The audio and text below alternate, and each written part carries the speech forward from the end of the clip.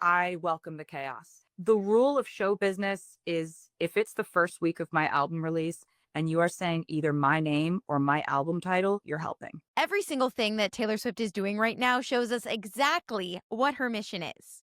Money. And rightly so. I mean, have you seen the Eras Tour? The girl works harder than like anyone else in Hollywood. So she deserves to make money off of her brand. Between all the subtle and not so subtle marketing going on with her new album and some Easter eggs in the last 24 hours, she's also telling us everything we need to know on where she stands in the Blake Lively versus Justin Baldoni case, and that she's actually surprisingly supporting.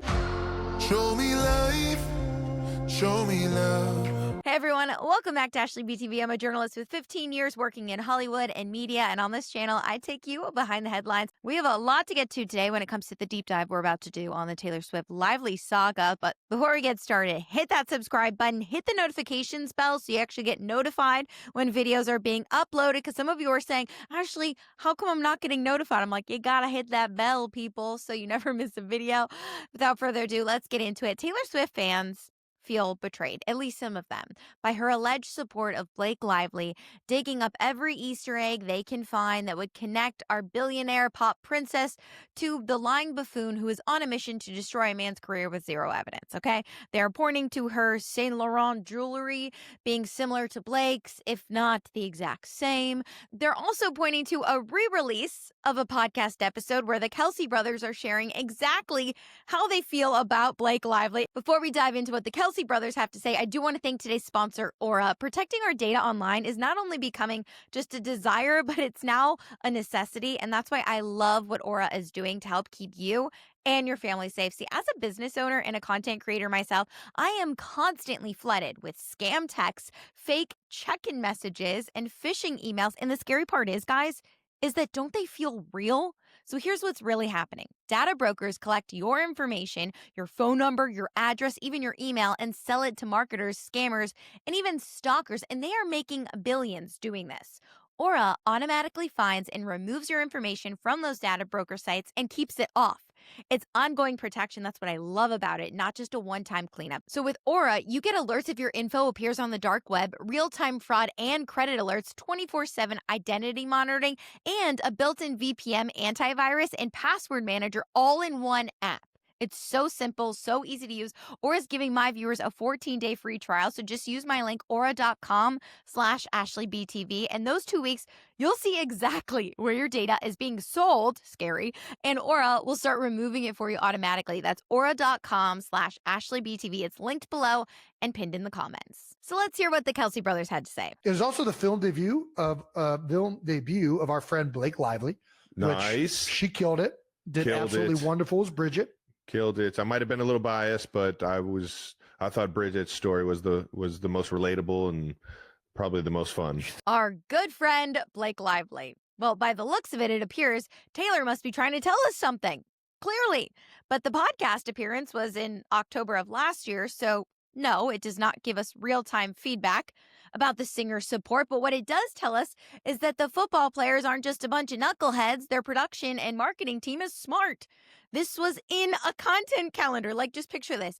If I have a content calendar, the Kelce Brothers podcast, that's huge, the New Heights podcast, they have a whole social media team. So they were thinking, wait, what else can we do to drum up some money? And that is releasing this very strategic clip where they are expressing their love and their gratitude for their good friend that they have a bias towards that was the best in Sisterhood of the Traveling Pants, Blake Lively. And it was done strategically to feed this dramatic narrative. And since Blake has been trying to use Taylor, might as well use it to support your future husband. Now, again, you have to remember what Taylor said in that clip above.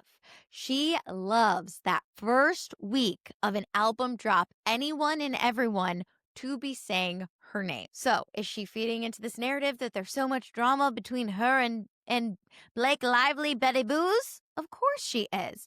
But there's some interesting nuance in this because now Daily Mail just released an article that I think is the final nail in the coffin that solidifies that Taylor Swift was actually never going to support Blake Lively when it comes to her case against Justin Baldoni, claiming that he SH'd her on the set, claiming that there was a whole smear campaign that he led. Whether their friendship is on the mend or not, that doesn't honestly really matter. So put a pin in that, because we're going to dissect this article, because we're learning a lot from inside sources. But also in the last 24 hours, Taylor made her late night appearance on Jimmy Fallon's show, and we learn a lot about how she operates with those close to her. So first, we learn that she feels exactly how she is today is exactly how she felt making the album. She says that this is actually quite rare, because it's usually you make an album a long time ago and you feel completely different by the time it comes out, and you have to kind of like put yourself back in that headspace. Okay, this is totally debunking people's narratives that these songs were long before the Blake Lively drama, and they are actually probably the most in real time. And I need to take you guys to a movie set right now, because just like a movie set, you could be making a masterpiece and at the very tail end, everything could change. I mean, you had to have seen that with everything that we saw in the It Ends With Us saga. Things are changing left and right. And art in Hollywood, it's not just like, oh, I wrote a script and a year later we're doing that exact same script. Scripts are changing every single day. SNL is a great example. Scripts change on the fly. I was just on TMZ, made an appearance on TMZ. Do you know how many times they contacted me to like give me an updated story we're doing? Like probably 6 times in the course of 3 hours. I was given a new topic to talk about. I'm like, oh, okay. But that just shows you how quickly Hollywood moves. Now, she also reveals that she supports her friends and she would never want to steal the spotlight from a moment like potentially making Selena Gomez's wedding about her. I did make a speech, but I actually made a point not to mention anything about my engagement. Nobody wants you to be like, hey, I know this is your wedding day, but like, you know, like I was like, don't it's not mention about it. Like, you. maybe turn it around. Like, do you know what I mean? Yep, this is her day. Or performing at the Super Bowl, taking away the spotlight from Travis Kelce, because unlike many other stars, and she says she values her closest family and friends. And in this moment, she's putting him above a glamorous moment for her, which I actually think is fascinating. Love with a guy who does that sport on that actual field. Like, that is violent chess. That is gladiators without swords. That is dangerous. I am, the whole season, I am locked in on what that man is doing on the field. Can you imagine if like he's out there every single week, like putting his life on the line, doing this very dangerous, very high pressure, high intensity sport. And I'm like, I wonder what my choreo should be. Like, oh my gosh, honey, let me have one thing. Let me have one thing. I think we should do 2 verses of Shake It Off into Blank Space, into Cruel Summer would be great. Like, it's just like, this is nothing to do with Travis. He would love for me to do it. I'm just too locked in. Good. One could say that she puts family and friends above all else. But what does Blake Lively do? She reportedly likes an Instagram post of Taylor's album announcement, which I actually couldn't find. If you can find me that, let me know.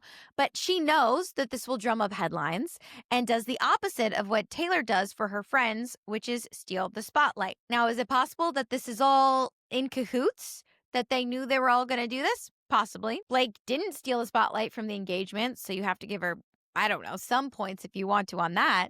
Now, we've dissected in my previous videos what I believe Taylor Swift is really saying in her lyrics. Now, if you want a deep dive on the actual lyrics, you need to watch my video in the comments below that we just posted, because we do a full deep dive on what she's really saying and also what she has told Amazon Music. So if you want to catch up on that, watch that next. But in this newly dropped Daily Mail article, we're also learning new information that to me says everything that you need to know. So the article says now, multiple insiders have exclusively told Daily Mail that Swift's song Cancelled is about Lively and her legal battle against former It Ends With Us co-star and director Justin Baldoni. Taylor and Blake have reconnected and some apologies were made about her being dragged into the lawsuit. But it is in no way a signal that she is supporting Blake in the ongoing case because she wants to stay out of it, one source told the Daily Mail. In the 10th track on The Life of a Showgirl, Swift appeared to offer a tentative olive branch to Lively as she waxed poetic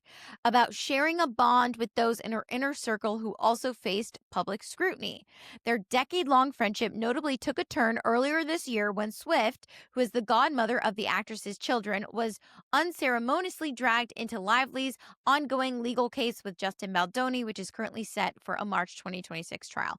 Although Swift and Lively are, quote, on better terms, the insider said, fans should not expect the singer to publicly support the actress in her feud with anytime soon. Quote, Taylor and Blake are on better terms, but she has made it explicitly clear that she won't endorse Blake or support her publicly, the source added.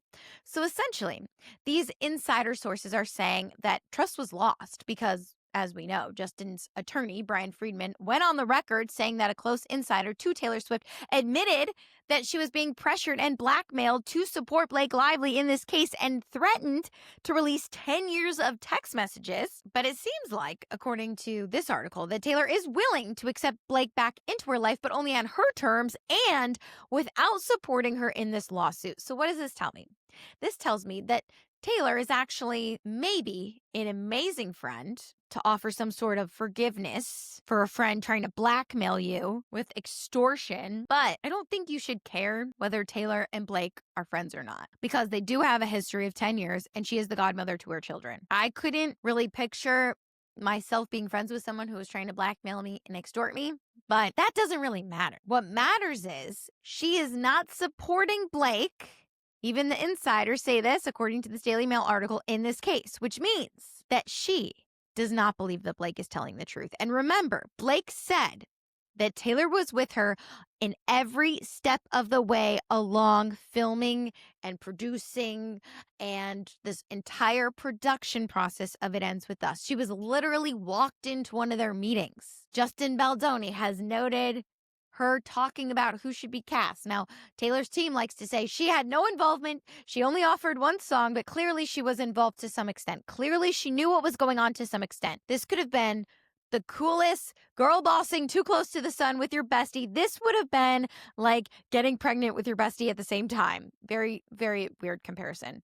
But you know, when you're in something in the thick of it together and you're like, it's okay because we're in it together. My husband and I are rewatching Harry Potter. Yes, we are. It's the fall. That's what you do in the fall. I noted, I think Taylor Swift is a Slytherin in my last video.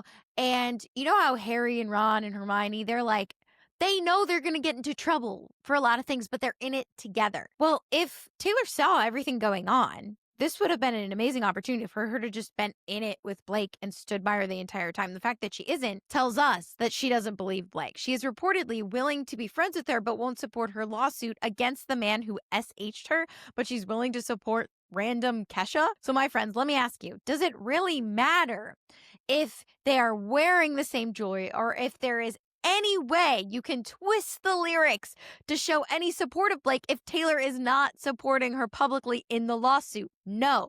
As the insider said, Taylor is willing to support her in her own way. And what way is Taylor willing to support her? In the lyrics to a song, in letting her boyfriend release a podcast episode that not only helps him and his algorithm and his engagement and his money, but all of this is drumming up exactly what Taylor said in that first clip. It is drumming up people Googling her name, watching her album, listening to her album, watching the videos, going to the premiere. Her moves still show us that no matter what, she doesn't believe and she doesn't support Blake Lively in this case. And her being back together friends with her, if she is, I truly don't care. I don't care. And still not supporting her, that should tell you that even more, that she doesn't believe her.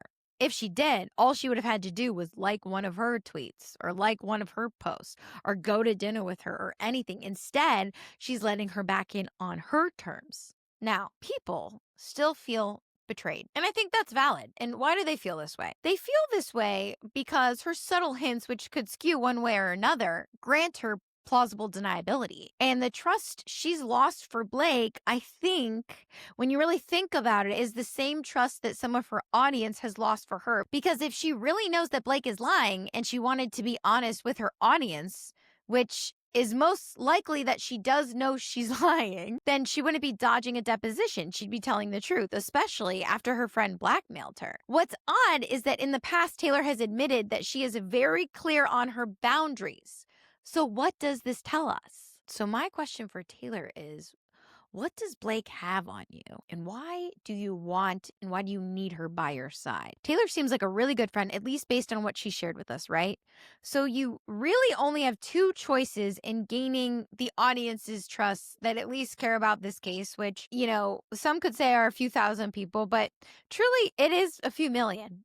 It is millions. Here are your two options, Taylor. One, you publicly support and endorse your friend and you stand by whatever she's saying. Or two, you don't. There is no in between anymore. People want to know where her loyalty lies. And learning that Taylor won't, for the time being, perform in the Super Bowl because she doesn't want to make it about her says something about her maturity and her willing to put her marriage above all else, which brings me to these text messages that someone reposted on Instagram from Blake Lively to Justin Baldoni. And it really shows you how comfortable Blake Lively not only was with Justin Baldoni, but also really makes you question who was the one pushing it too far. Was it Justin or was it Blake? Baldoni Truth Matters on Instagram posts this. Blake says, this is a screenshot that we saw. You're the absolute best, thank you. And what you did inspired me. I love what you're gonna do. I can send you my pass at the roof or just read with you when we get together next week. Let me know what you prefer, smiley face. If you knew me in person longer, you'd have a sense of how flirty and yummy the ball busting would play. It's my love language. Spicy and playfully bold, never with teeth. And him serving it back to her is just as important. You don't usually see both the man and woman with such agency and humor. Anyway, I can act it out for you next week to make sure it comes through, or I can send now. Let me know what you prefer, XX. That wasn't Justin saying that. That was Blake. Justin responds, sorry, was just crying my eyes out as kids and family just left for another 5 weeks. And it was a shit show. Now, I like what this creator wrote. They wrote, who sends these types of messages to a married man? Justin must have felt so uncomfortable. Notice how he always mentions his wife to bring Blake back to reality that he doesn't like messages like these. Men can be victims too. If anyone felt uncomfortable on the set, it was Justin. Imagine having to pull up these types of messages and then going to work knowing a woman hijacked his film and he couldn't do anything about it. Justice for Justin. How would you feel now even seeing them again? Now, I have to say, if my husband responded the way Justin responded, I would be very happy with him. And I'm sure Justin was confiding in his wife this whole time. So what do you think? Is Taylor Swift quietly showing us that she's actually Team Baldoni in this case? Do you think she's actually forgiving Blake, or is she using this drama to help do what she wants, which is make money? And you can't blame her for wanting to make money when she spends every waking moment when she's not making sourdough bread recording her music. I want to get real for a moment, and I want to ask you, truly, how does this make you feel as a consumer? Because in a way, I think we were waiting on Taylor as the judgment call on Blake Lively, almost as if she's God. But Taylor Swift is not God. She too has hidden motives. She makes fun, catchy music, has the strongest parasocial relationship with her audience probably on the planet.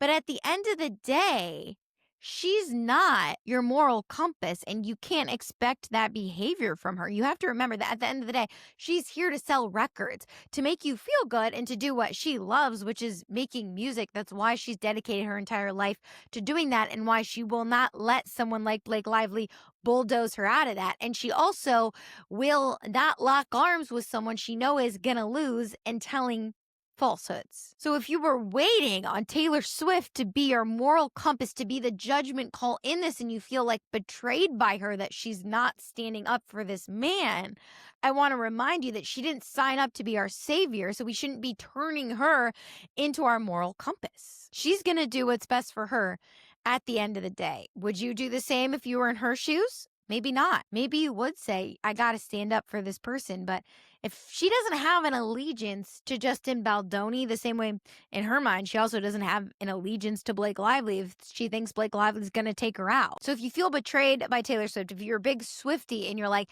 I can't support Taylor Swift anymore, she's not supporting Justin Baldoni, I guess the question is like, why did you expect her to? Was that ever going to be in her best interest? I don't think so.